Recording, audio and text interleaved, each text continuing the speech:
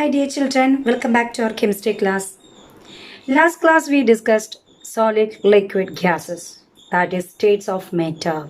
Okay, matter is divided into three: solid, liquid, gas. This solid liquid gas is made up of a small particle is called atom. Small particle is called atom. So matter is made up of very small particle is called atom. Okay, matter is made up of very small particle is called atom. Atom is the smallest possible unit of matter. That is, atom is the smallest possible unit of matter that exhibit all the properties of matter. Atom exhibit all the properties of matter. Okay, atom usually do not have independent existence. So atoms combines to form molecule. Atom combine with another atom to form molecule. Atom is the smallest unit of matter. Atom is the smallest unit of matter that exhibit all the properties of matter. That do not have independent existence. That's why atom combine with another atom. Atom combine to form molecule. What is molecule? Molecule is the smallest unit of matter. Which exhibit all the properties of matter. And capable of independent existence. Okay, clear? For example, oxygen atom. I told oxygen atom do not have independent existence. So this one oxygen atom combine with another oxygen atom. Combine with another oxygen atom to form oxygen molecule. Oxygen molecules capable of independent existence. Another example, hydrogen molecule. Hydrogen atom combine with another hydrogen atom. I told atoms do not have independent existence. So hydrogen atoms combine with another hydrogen atom to form hydrogen molecule. Next, characteristics of matter. First characteristic, particles of matter are in random motion.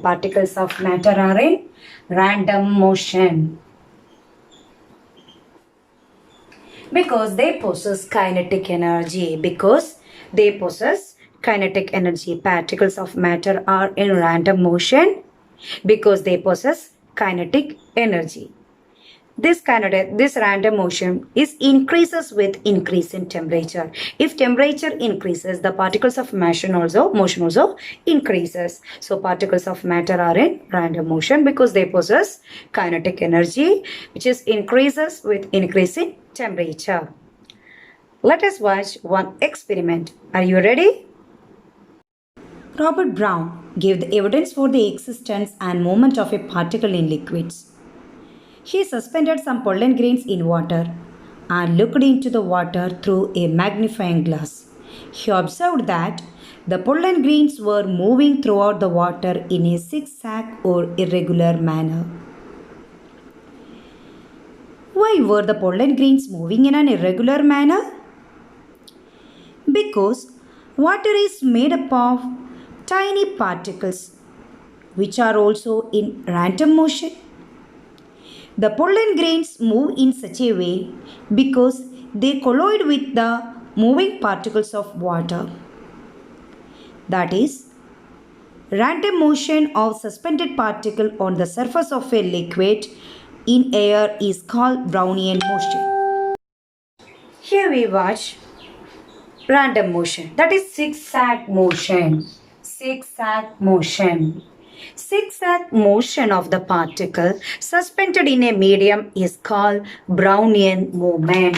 This movement is called Brownian movement. Okay, this movement is called Brownian movement. Zigzag motion of the particle. Zigzag motion of the particle in the suspended medium is called Brownian motion or Brownian movement. Last class we studied that in the case of solid liquid gases, intermolecular force is there. Okay, in the particles, in the case of solids, particles of matter, here intermolecular force is very strong. Okay, intermolecular force of attraction is very strong. In the case of liquids, intermolecular force of attraction is weak. In the case of gas, intermolecular force of attraction is very weak. It is weakest intermolecular force of attraction is the particles of matter are held together by a force of attraction. Okay, that is called intermolecular force of attraction. Force of attraction between the same substances. Force of attraction between the same substances are called cohesive force. What is that? Cohesive force. So what is cohesive force? The force of attraction between the same substances are called cohesive force. What is cohesive force? The force of attraction between the same substances or like molecules are called cohesive force. Interparticular space or intermolecular space, what is that? Particles of matter have space between them. Particles of matter have space between them. It is called interparticular space or intermolecular space. How we can prove that? We can take a glass of water. Okay, this is the level of the water. We can add 1 teaspoon sugar. Okay, we can add sugar. 1 teaspoon sugar we can add. Then we can stir that liquids. After some times, we can see that sugar particle disappear. But the level of the water does not change. Level of the water does not change. Why? Because the sugar particle dissolves in that water.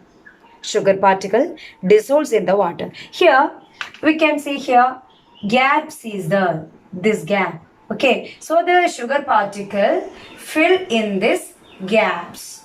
So there is no change in the level of the water. There is no change in the level of the water. So we can confirm intermolecular gaps between the molecule. These are the characteristics of matter. Next topic is diffusion.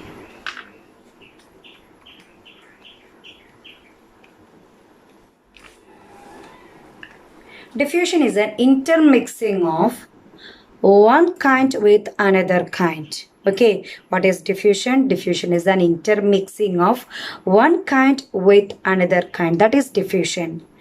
Let us watch one short, small experiment. A jar full of bromine vapors and invert another gas jar containing air over it. It is observed that after some time, the reddish-brown vapors of bromine also spread out into the upper jar. This mixing is called diffusion. Intermixing of one kind with another kind is called diffusion. Next topic is miscible and immiscible liquids. Very important, miscible and immiscible liquid.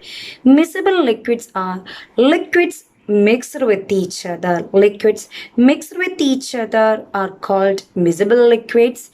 Immiscible liquids, liquids do not mix with each other are called immiscible liquids. Okay, what is miscible liquids? Miscible liquids means liquids, any two liquids mixed with each other.